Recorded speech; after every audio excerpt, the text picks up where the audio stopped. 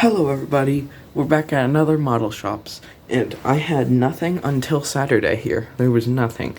But on Saturday, I got it working. So let's start off, let's just put it at an angle. And first, we have Richard. Richard is an original character owned by Carson's Video Workshop. If I am correct. Honestly, there's not much of a backstory to this one. I had a spare Henry lying around, and I'm like, I am bored. And that's also the explanation for Dudley over here. There's Dudley the Vagrant Engine. Dudley is owned by the Buried Truck, if I'm correct. Please, if I'm getting any of these wrong, please do correct me. Last thing I want to do is spread misinformation on the interweb. But they're both made from Henry's. Richard has a Douglas tender and a Gordon tender for Dudley. I am really tired of modeling 280 consolidation wheel arrangements. So Dudley is probably going to be my last one because there's two of them in this video. Anyways, next two, which I'm just going to move these guys. So these two,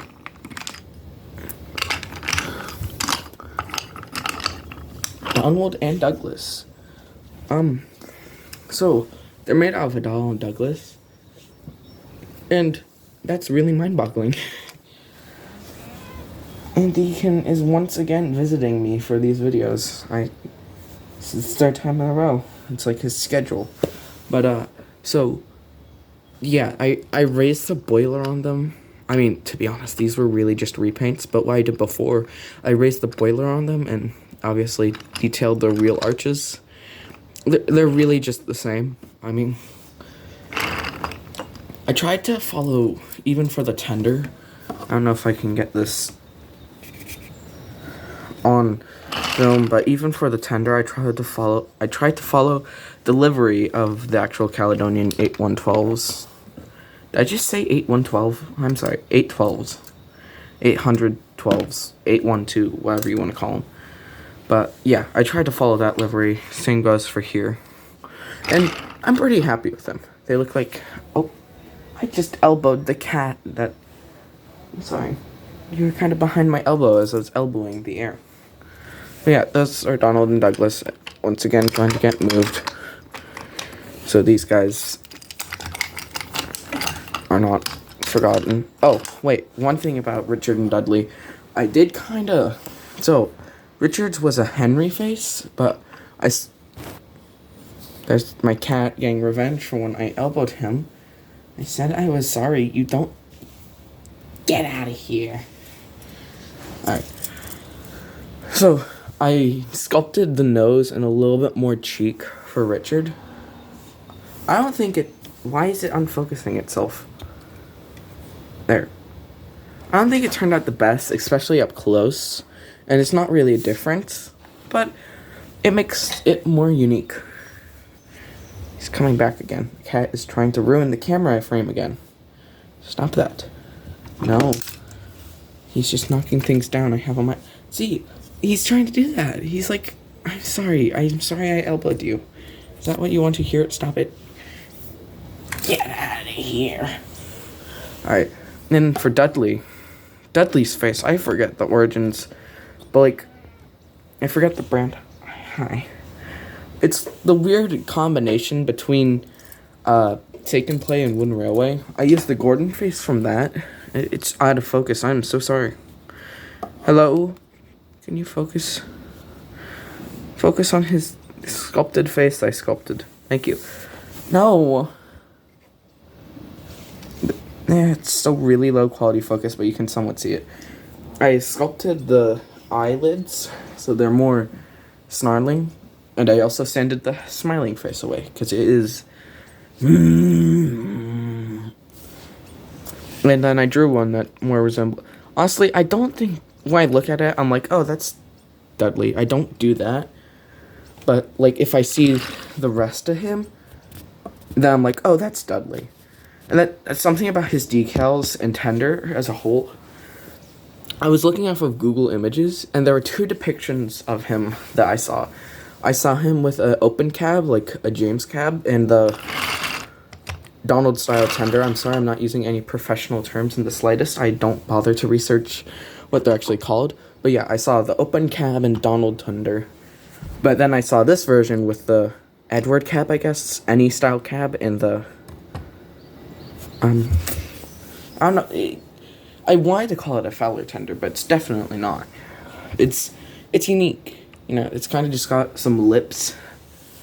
But yeah, I saw this version and then the other version, and I'm like, I don't know which one to use. I think on the official art that was made, it was the open cab version. But on the Trains model that I was using as reference, the one I see in like every adaptation of Dudley stories, it was the any style cab and this tender.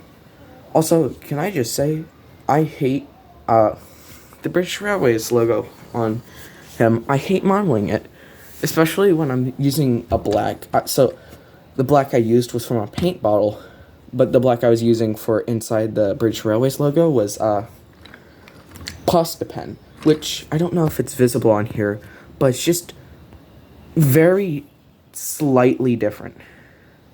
Like, from afar, you're not gonna notice it, but up close, you kind of see it.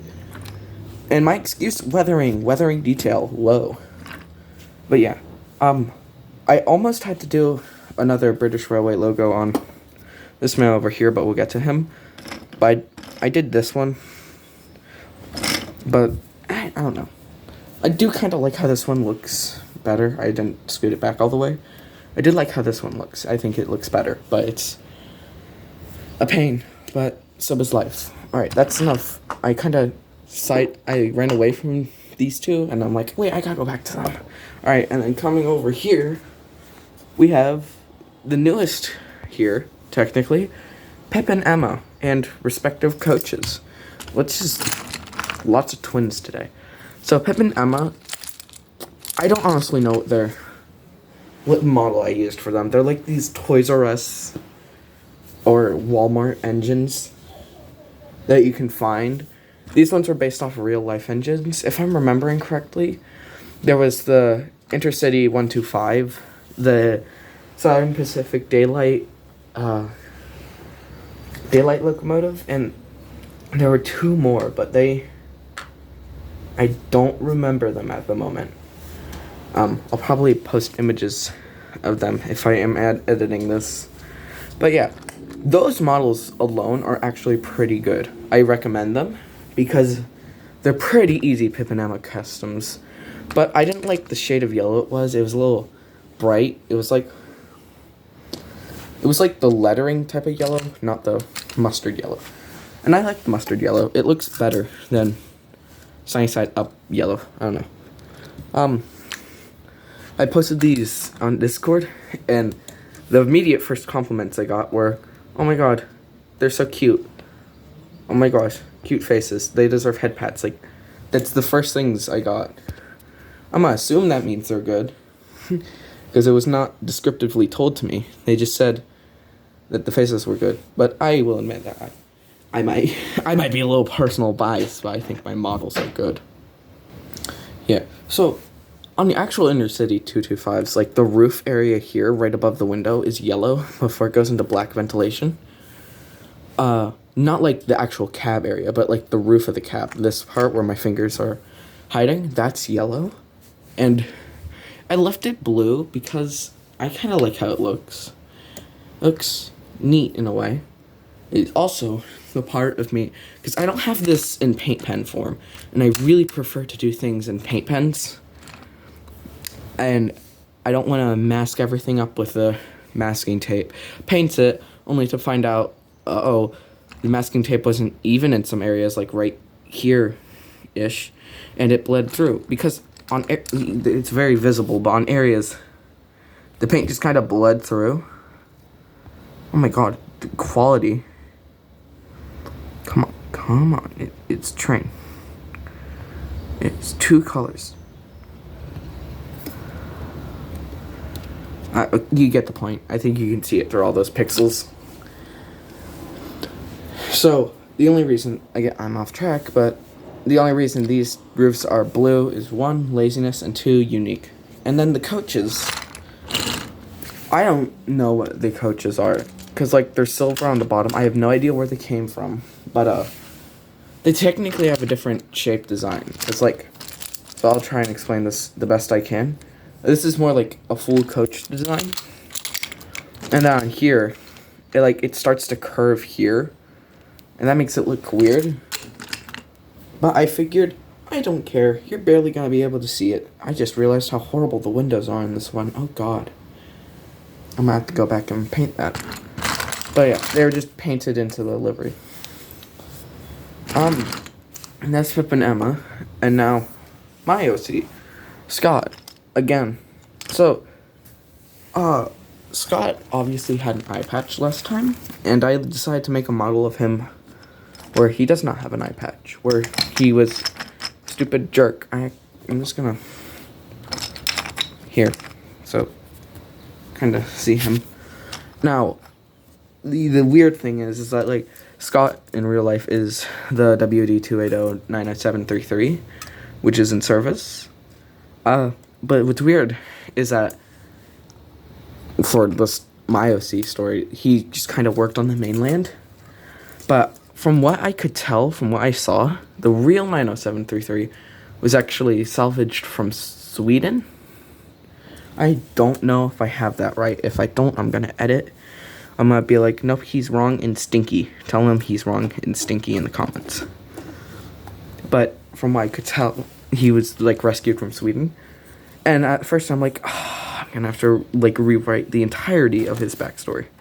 But then I realized, in like the TV series, lots of real engines backstories are like kerfuffled. Like Stepney's. Stepney is probably the best example of this. Where instead of him being like this preserved engine coming, Rusty just travels to the mainlands, like picks him up like an Uber. So I don't see it as too big of a, what's the word, like rectifying? I don't see it as too big of a change that he was just working on the mainland. But yeah. So the face is not actually the 2003 Renee's face that I used for Scott, but instead it's a Molly face. One, because I didn't have another 2003 Renee's to use the face for, and two, because it's close enough. Untrained eye, you won't be able to tell the difference. Yeah, in conclusion, I hate painting BR black. Because it sucks, but yeah, that's everyone here. I might as well actually, technically, this is a new set, so like, I could go through the new set while we're here. Yep, we're suddenly tall all of a sudden. This is what it feels like to be 6'5" in a school of 5'1" people. Or something, I don't know, I'm not tall. Can't relate. So, let's start over here. Big Mickey's in the background, for shame corner. And here at the wall, behind it is literally just open space. My set table, so big, and I use like a third of it, or something. But yeah, the coal loader set, which has to be like one of my favorite pieces of merchandising. Wanted it since I was a child, and I got it for like $15 at flea market. It's really cool. It even has the crane somewhere. I think this is it. Crane. It doesn't have the hook though, but it's okay. And then kind of just a little bit of wall right here, and then over there's a switch, so like you can go there, but there does not go anywhere. And then you travel into the yard, you could get switched onto here and be like, switch onto here, you're gonna be like, my arm is in the way. You switch onto here and, oh my god, I am dead. Oh my, it's so painful to reform this ballot, especially when there's like a camera stand, phone, and 15 models in the way. Okay. But yeah, then you either get switched onto here or travel down here, where you either get switched to this coal hopper, where you can load up with coal. These aren't new customs, I just have them here. And there's a trinket on top of the coal, fiddling with the coal. But instead of going to that, there's like a wall here, but it's also breakable. Ooh. Accidents happen. Don't have them happen. So you can get switched onto here, and then there's another switch, which is just a siding. And then there's another switch, which is also just a siding, but also leads to these two lines where you can switch off of them. And this is where gantry crane. So the cool thing about the gantry crane is that it moves, and you can apply brakes to it so it doesn't move. The only problem is that when I ballasted the track, like, it kind of got into the way of where it runs, and also where it's moving. I don't know if you pay attention to this corner. Like, that's how I use to make this not look like the playmat it is. Not playmat, but play table, because I use I think it's the 100-piece set play table thing. I don't know if I have anything I definitely don't have the complete 100-piece set in the slightest, but I have the table, so I'm kind of ahead of the majority. Well, table, like, the actual table part, I think the frame was custom made by someone, but it's pretty cool. Alright, I got off topic again. The building's back here. This is the, like, pump building. The Brendam Bay Shipping Co. pump building where, like, you put cargo here and you pump it and it falls to its inevitable doom. That being a truck. 2 signal boxes. These two, I forget what the actual destination was called. But it was like, there was a crane here. Let me go get it. Yeah, here's the crane. You'd put it there. I gave it a face for no apparent reason, but you put it there, and it could transfer from rail to road. I had 2 of the destination blocks. Not 2 cranes, though. But yeah, so I just kind of put them up there, and it looks like something industrial, because this is supposed to be a harbor. There's Mr. Jolly's Chocolate Factory, a signal box, and then a station with the platform, actually, I used over here as like a wall, which is pretty cool. But yeah. Oh, wait, the wall over here. That's made of supports, and the track that's used for the Sodor Bay blue bridges, those ones. I took off the actual bridge part and I have a long piece of track now. Fun fact, I'm pretty sure it's the same length as the Flexi track. I might be wrong on that, though. Hold on, let me check. Live scientific testing. Oh, no, the Flexi track is longer. Alright. Well, you heard it here today, folks. Sodor Bay Bridge is shorter than Flexi track. Let that sink in. Okay, that's everything. I'm gonna go work on more models.